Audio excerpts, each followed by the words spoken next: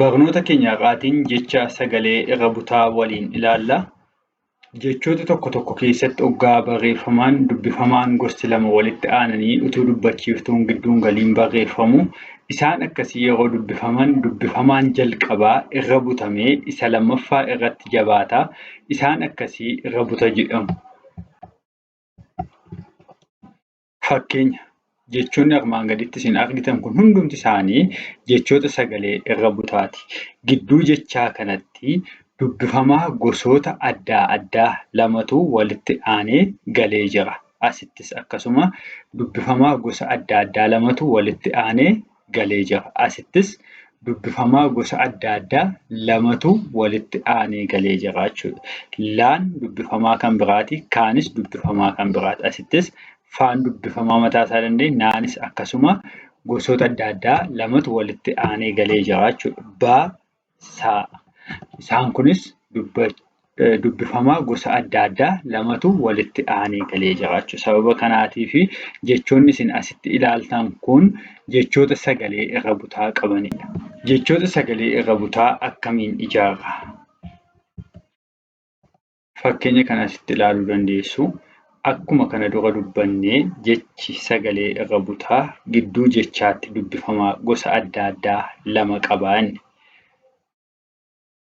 Kana keessatti dubbifamaan jalqabaa irra butamee kan itti aanu immoo jabaateetu dubbifamaan. Bakka kanarratti sagaleen kun kan inni addaan qoodamu jechuudha. Asirratti inni jalqabaa kun irra butamee qab.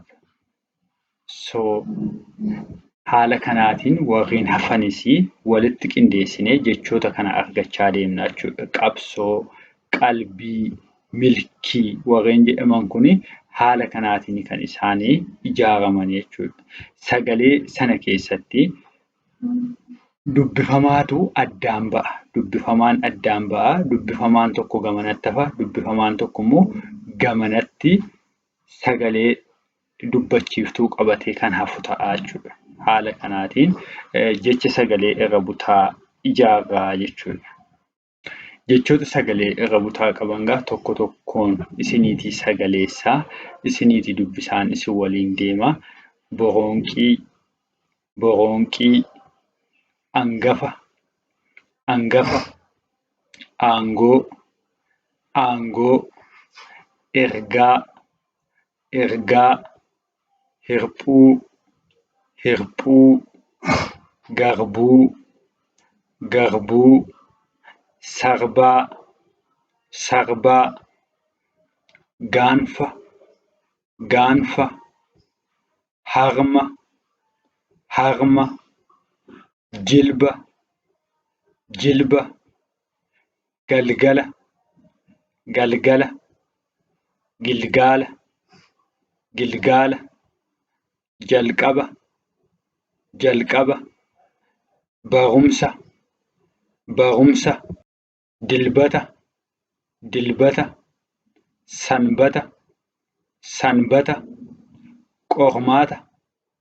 qormaata, dursa, dursa, saayinsii, saayinsii, leenjii, leenjii, seensa, seensa, magarsaa, magarsaa, hirkoo, hirkoo, qarshii, qarshii, Afrikaa, Afrikaa, daandii, daandii, dambii, dambii, faranjii, faranjii, marga, marga, qeenxee, qeenxee, mirga, mirga, salphaa, salphaa, arba, arba, gamna, gamna, jagna, jagna, erbee, erbee, ilma, ilma, boombii, boombii, cuunfaa, cuunfaa, dilbii, dilbii, fuunfachuu, birkii, korboo, geengoo,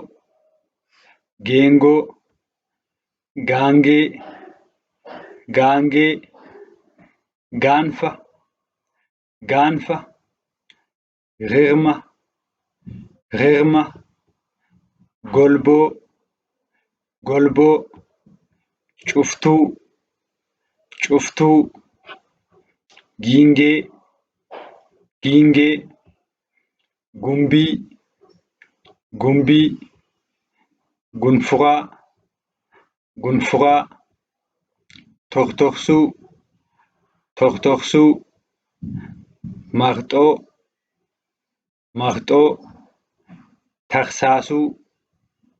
tarsaasuu, goonfaa, baargamoo,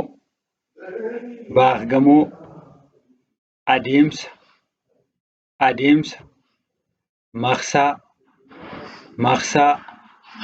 barcuma,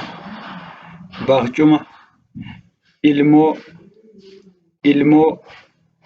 gorgore, gamtaa,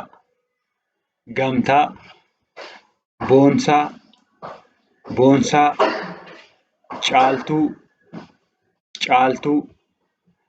abdii,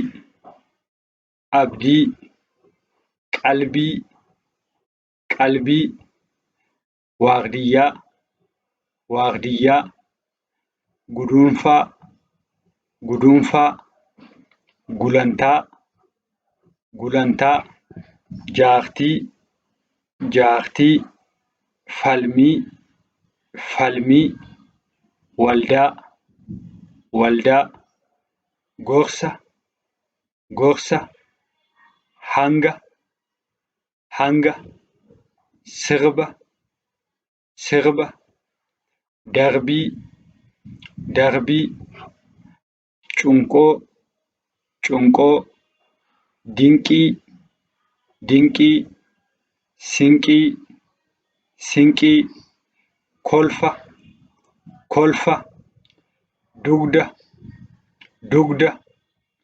sirna, burtukaana, simboo, wiirtuu, barsii, gorbaa, durba, tooftaa, soortuu, ilaaltuu, ijaarsa, coqorsa, daangaa, gorshaa,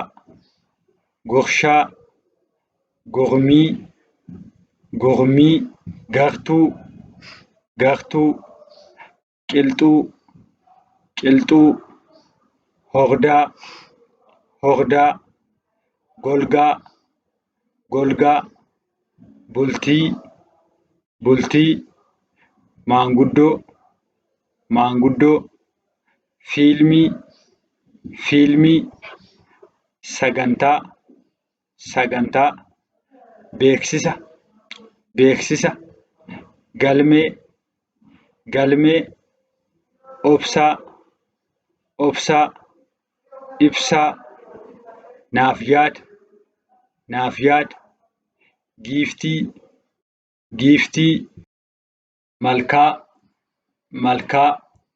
rifeensa, qilleensa, balbala, bilbila, eengadda, warqee, ayyaantuu, barsiisaa, doorsisa, birbirsa,